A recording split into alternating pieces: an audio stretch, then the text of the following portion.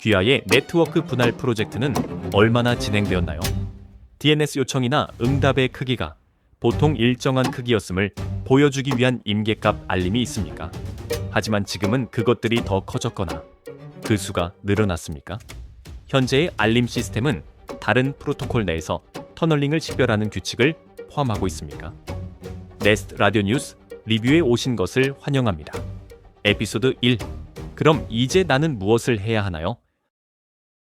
저는 이 팟캐스트를 조금 다르게 하고 싶습니다. 종종 정보보안 사고의 배후가 누구인지에 초점을 맞추는 보도가 많습니다. 그룹이나 국가를 지목하는 것이죠. 저는 오히려 그래서 어떻게 해야 하지? 나에게 어떤 의미가 있을까? 내가 할 수 있는 일은 무엇일까? 에 초점을 맞추고 싶습니다.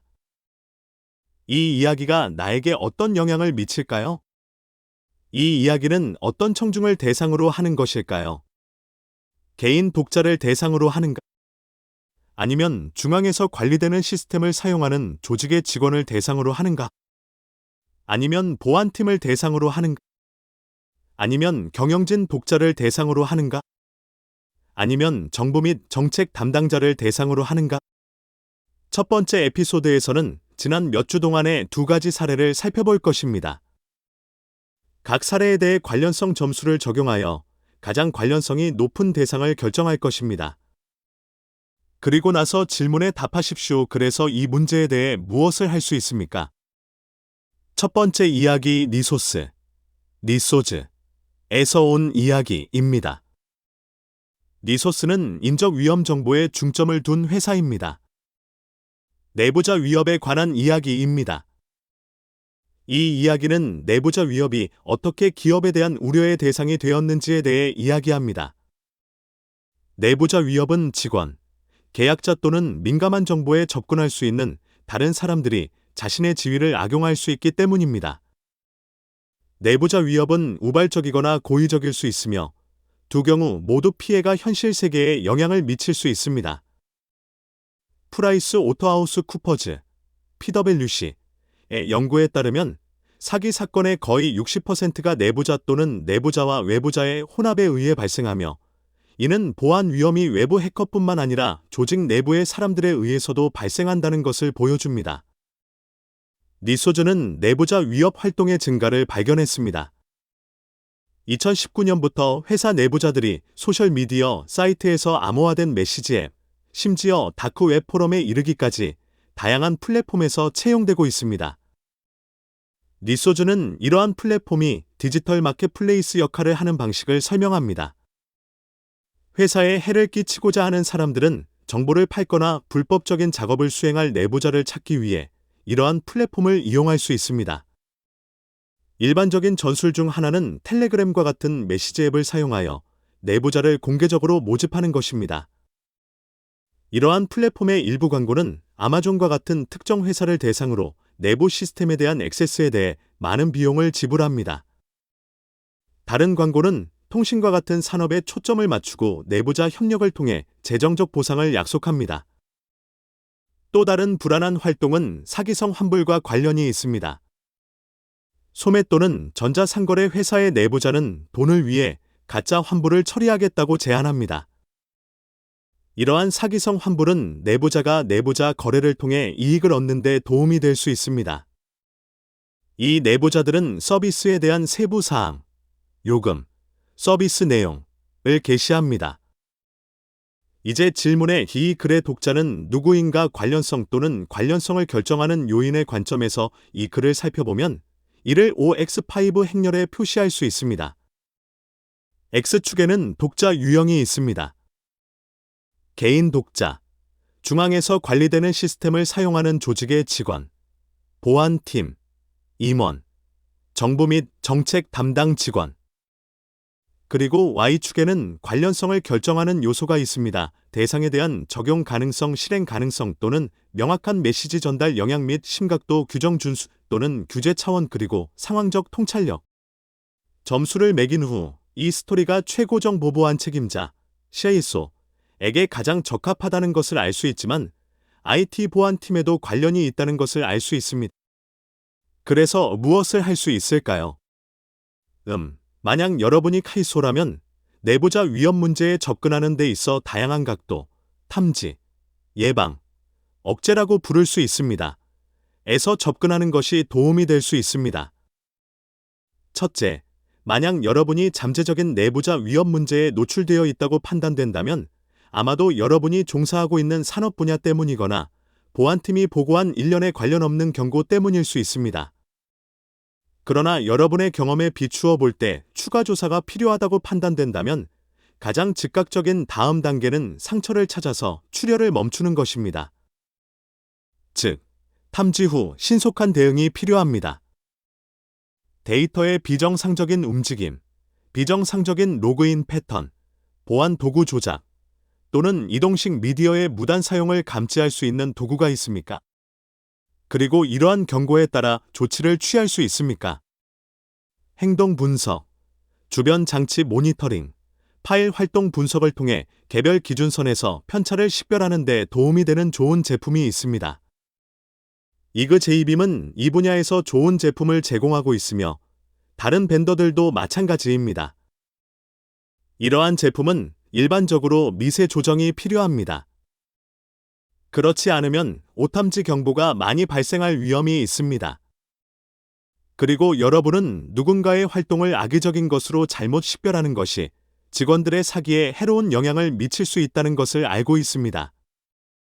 즉각적인 조치에 대한 이야기를 넘어 내부자 위협을 방지하기 위해 현재 어떤 통제 수단을 사용하고 있거나 또는 어떤 통제 수단을 도입할 수 있는지, 예를 들어 이런 유형의 행동에 대한 결과를 너무 큰 비용으로 만들어 직원들에게 그 비용을 알리는 것, 직원들이 조직의 지침을 잘 알고 있는지, 생산성을 발휘하고 안전함을 느끼며 번창할 수 있는 프레임워크를 가지고 있는지. 보안팀의 일원이라면 현재 보유한 역량과 도구의 관점에서 이 이야기를 살펴보고 미래의 목표 상태와 비교해 볼 수 있습니다. 현재 사용 중인 도구가 내부자 위협을 어느 정도 감지하고 차단할 수 있습니까?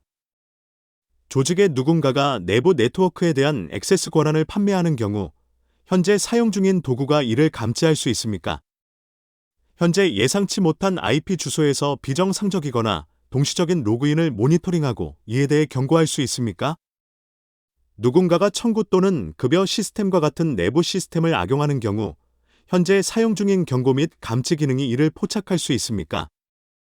따라서 지금부터 앞으로의 상황을 고려하여 여러분의 역량이나 도구에 부족한 점이 있다면 간단한 분석을 작성하고 대략적인 가격을 포함시키며 내부자 위협의 예시를 추가하고 문제와 해결책을 칼소에게 제시할 수 있습니다. 분석에 반드시 포함시켜야 할 사항은 현재 팀이 추가적인 업무량을 감당할 수 있는지 아니면 추가적인 인력이 필요한지 여부입니다. 그래야 칼소가 옵션을 평가할 때 가장 완전한 그림을 그릴 수 있기 때문입니다. 두 번째 이야기는 일레스틱 큐리티 랩스의 시렐 프란사, 저유찬, 썰림 바이템, 데니얼 스트페닉이 쓴 긴 글입니다. 이 글은 마이크로소프트 아웃룩을 통신 채널로 사용하는 새로운 종류의 알려지지 않은 머레어를 발견한 이야기를 담고 있습니다. 이 머레어는 마이크로소프트 그래프 API를 활용합니다.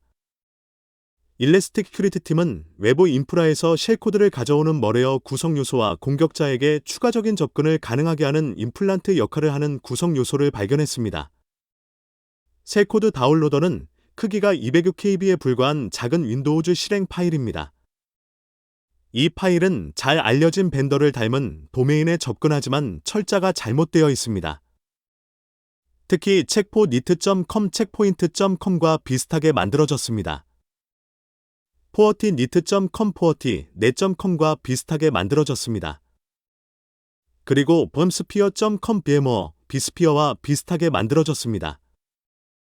팀은 명령 및 제어 서버의 데이터를 프록시하는 다른 방법, 특히 UDP 및 TCP 리스너, 명명된 파이프 클라이언트를 사용하는 윈도우즈 및 리눅스 버전의 임플란트를 발견했습니다. 또한 HTTP, 역방향 UDP, IMP, 포트에 대한 TCP 바인딩, 역방향 TCP, DNS, REST API를 통한 아웃룩, 그래프 API를 통한 아웃룩도 발견했습니다. 이 매레어는 또한 복구를 어렵게 만들기 위해 삭제하기 전에 안티포렌식 기법을 사용하고 파일을 0으로 덮었습니다. 또한 이 악성 소프트웨어는 공격적인 보안 도구인 파워픽을 사용하여 실제로 파워쉘.exe를 호출하지 않고도 윈도우즈 파워쉘을 실행합니다. 그렇다면 이 글은 누구에게 가장 관련성이 높은 것일까요? OX5 관련성 매트릭스. 저는 이를 바파의 관련성 매트릭스라고 부릅니다. 줄여서 VRM이라고도 합니다. 를 보면 이 글은 주로 보안팀과 관련이 있는 것으로 보입니다. 또한 일레스틱 시큐리티 팀이 머레어 구성 요소의 정교함 수준과 이전에 보고된 적이 없다는 사실을 고려하여 이 캠페인의 목적이 스파이 활동이라는 것을 평가했기 때문에 차이수와도 관련이 있습니다. 그렇다면 보안팀은 IOC를 살펴보고 사임을 통해 코리를 실행하는 것 외에 무엇을 할 수 있을까요? 시작하기 이 기사에서는 마이크로소프트 그래프 API를 활용하는 것 외에도 이미 창의적이라고 할 수 있는 몇 가지 흥미로운 기법을 강조합니다. 이러한 기법을 살펴보고 네트워크의 공격자를 위험 모델링할 수 있습니다. 현재 탐지 규칙과 기존 로그 수집이 공격자의 작동 방식에 대해 알고 있는 것을 고려할 때 공격자를 탐지할 수 있을지 스스로에게 물어보십시오. 네트워크 세분화 프로젝트가 얼마나 진행되었습니까? 이 기사에서는 이 머레어가 UDP, TCP, DNS, ICMP 등을 통해 통신하는 방법에 대해 설명합니다. 네트워크 세분화가 네트워크 내부의 이 트래픽을 감지하고 차단할 수 있습니까? 임계치 알림이 있습니까? 예를 들어 DNS 요청 또는 응답의 크기가 일반적으로 특정 크기였지만 이 날짜부터 더 커졌다는 것을 알 수 있습니까? 또는 더 많다는 것을 알 수 있습니까? 현재 사용 중인 알림 기능에 다른 프로토콜 내부의 터널링을 식별하는 규칙이 포함되어 있습니까? 네트워크 모니터링 기술이 트래픽을 검사하고 악성 댄스 패킷의 내용을 감지하도록 현재 구성되어 있습니까? 카이수라면 이미 많은 투자를 했음에도 불구하고 보안 예산을 늘려야 하는 이유를 자주 입증해야 할 가능성이 높습니다. 공통적인 의견은 보안이 비용 중심이 되었다는 것입니다. 보안은 수익을 창출하지 못합니다. 왜 조직은 계속해서 예산을 늘려야 하는 것일까요? 이와 같은 기사는 보안에 대한 투자가 어떤 위협을 막아내는 데 도움이 되는지 가시적인 예를 보여줄 수 있습니다. 또는 공격자들이 어떻게 혁신을 이루고 있는지 보여줄 수 있습니다. 그리고 조직이 보안 프로그램에 더 효과적으로 자금을 지원할수록 조직을 적절하게 보호할 수 있는 방어, 체계를 더 잘 갖추게 될 것입니다. 이상입니다. 이것이 에피소드 1입니다. 저는 바파다리오 이자디니아입니다. 이 에피소드를 준비하는 동안 제가 즐거웠던 만큼 여러분도 즐겁게 들으셨기를 바랍니다. 네스트 라디오는 AI가 생성한 음성을 사용하여 사이버 보안 이야기와 토론을 다양한 언어로 청취자들과 공유하는 이니셔티브입니다. 다루었으면 하는 이야기나 더 자세히 알아보고 싶은 질문이 있다면 nestradio.net으로 저에게 연락해주세요. 이 콘텐츠가 마음에 드신다면 친구들에게도 알려주세요. 그리고 기억하세요. 호기심을 잃지 마세요.